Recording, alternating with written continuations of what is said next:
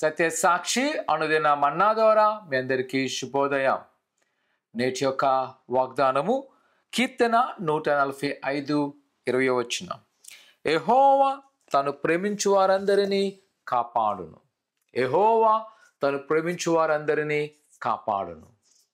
ప్రియ సహోదరి సహోదరులారా, దేవుని పరిచర్యలో కొనసాగుతున్న నాకు అనేకమైన సవాళ్ళు ఎదురవుతూ ఉంటాయి.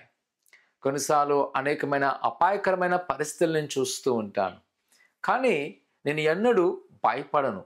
ఎందుకంటే దేవుని యొక్క వాగ్దానం తెలియజేస్తుంది, ఆయన మనలను కాపాడును. ఒకవేళ మనము ఈ లోక పరిస్థితులు చూస్తున్నప్పుడు, ఒకవేళ నన్నే నేను పరిశీలన చేసుకుంటే, నా జ్ఞానాన్ని చూసుకున్నప్పుడు, లేకపోతే నాకున్న వనరులు చూస్తున్నప్పుడు, నా పనిబాటు అది ఎంతో కష్టమైనది, ఎంతో ప్రయాసకుడింది. కానీ నేను ఎవరిని చూస్తున్నానంటే ప్రభువైన దేవుణ్ణి.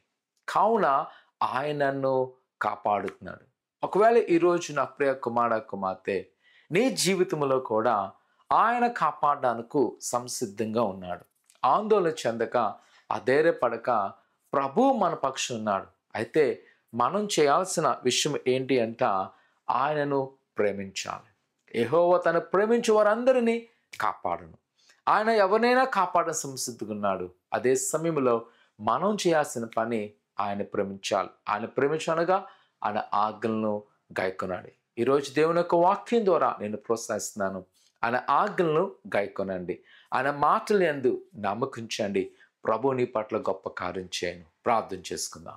పరిశుద్ధుడా దేవానికి కొందాలు. నీ బిడ్డలైన వారు మీరు దర్శించండి, బలపరచండి.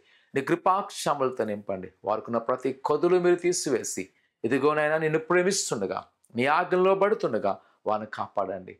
శారీరకంగా, ఆత్మీయంగా, మానసికంగా ఎటువంటి యొక్క ఎదురీతులు వారి మందు ఉన్నాయో ప్రభా, వారిని మీరే జ్ఞాపకం చేసుకొని విడుదల చేసి బలపరచమని యేసునామమున అడుగుతున్నాం తండ్రి, ఆమేన్. భయపడద్దు. దేవుడు ఆయన ఆజ్ఞలు గైకొన్న వారిను, తను ప్రేమించే వారందరినీ ఆయన కాపాడును. ప్రభు మిమ్మల్ని కాపాడును గాక. ఆమేన్.